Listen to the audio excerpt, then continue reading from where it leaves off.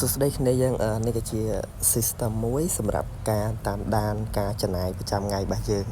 ឧទាហរណ៍ថាការចំណាយរបស់យើងកាលពីថ្ងៃមិញកាលពីព្រឹកមិញឬក៏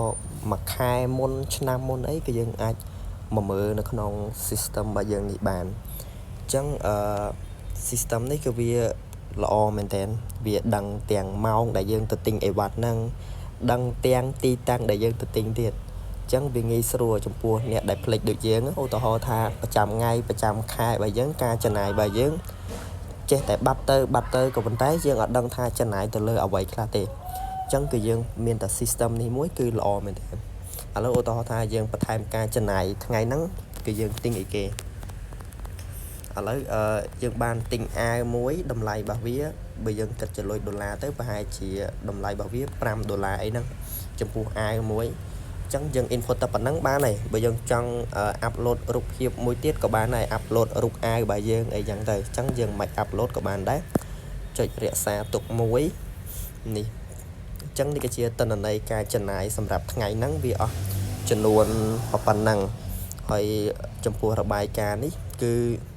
មានប្រចាំថ្ងៃប្រចាំខែអីចឹងទៅមានប្រចាំឆ្នាំអីផ្សេងហើយក៏យើងអាច filter តាមនឹងដឹងទៀតឧទាហរណ៍ថ្ងៃទី1ទី2យើងចំណាយអស់ប៉ុន្មានក៏យើងអាច filter ដឹងតាមនឹងទៀតហើយចំពោះការទិញអាវនេះបើយើងចុចមកមើល detail នៅលើហ្នឹងមកវាដឹងទាំងការទូទាត់សាច់ប្រាក់វាដឹងទាំងចំនួនបានន័យថាដឹងពេលវេលានៅពេលដែលយើងទៅទិញហ្នឹងនៅថ្ងៃណានៅម៉ោងណាហើយវាដឹងទីតាំងកន្លែងដែលយើងទៅទិញទៀតចឹងបើយើងចង់ដឹងទីតាំងដែលយើងទៅទិញគឺយើងបើកមើលផែនទីរបស់យើងមកនេះចឹងវាចាប់បានហើយចឹងនេះវាចាប់ទីតាំងបាននៅកលិតវត្តនេះចឹងបានន័យថាម៉េចបានន័យថាកន្លែងដែលយើងទៅទិញអីវ៉ាន់គឺនៅចំកន្លែងហ្នឹងចឹងគឺវាដឹងចឹងចំពោះអ្នកដែលពូកែផ្លេចដូចខ្ញុំអីគឺប្រើប្រព័ន្ធនេះគឺវាល្អយើងអាចដឹងថាលុយយើងចាយទៅលើអ្វីខ្លះគឺយើងដឹងទាំងអស់ហើយបើយើងចូលមកកាន់កន្លែងការកំណត់ setting នេះគឺវា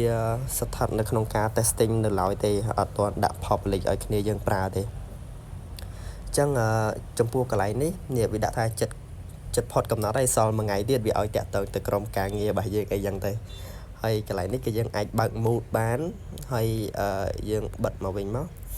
ហើយកន្លែងភាសាគឺយើងអាច switch បាន3ភាសាមានអង់គ្លេសមានចិនមួយទៀតហើយកន្លែងចាប់ទីតាំងនេះបើសិនណាបើអ្នកទាំងអស់គ្នាអត់ចង់ចាប់ទីតាំងក៏បានដែរចូលមកកន្លែងហ្នឹងហើយបិទទីតាំងហ្នឹងទៅគឺវាអត់ចាប់ទីតាំងអូតូទេតែបើអ្នកទាំងអស់គ្នាចង់ចាប់ទីតាំងអូតូចូលមកបើកកន្លែងហ្នឹងមកហើយចំពោះឯកជនភាពនេះវាមាន email របស់យើងមាន password ក៏ដូចជាថ្ងៃផុតកំណត់ system របស់យើងសល់មួយថ្ងៃទៀតអីចឹងទៅហើយបើយើងកលេចមកកន្លែង switch ភាសានេះមិនមែនដាក់លំអឯណាគឺប្រើបានអញ្ចឹងយើងសាក switch ចូលមកកាន់ភាសាចិនមកនេះអញ្ចឹង system របស់យើងទាំងអស់រាល់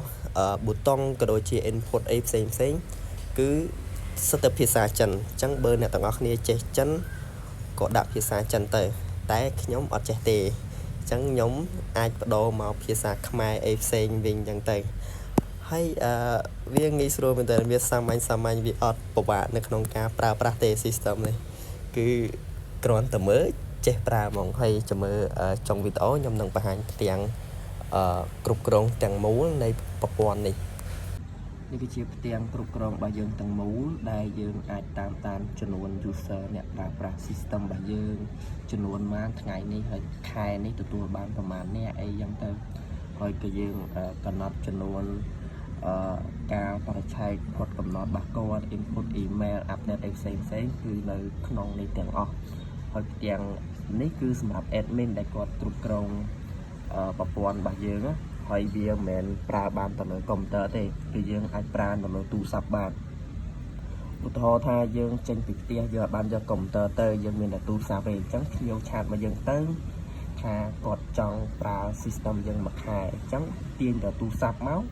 log in ជាមួយនឹង email password ត្រឹមត្រូវគឺវា load មកកាន់ផ្ទាំងនេះហើយយើងអាចគ្រប់គ្រងនៅលើទូរស័ព្ទបានមកសេរីវាអែមែនទេ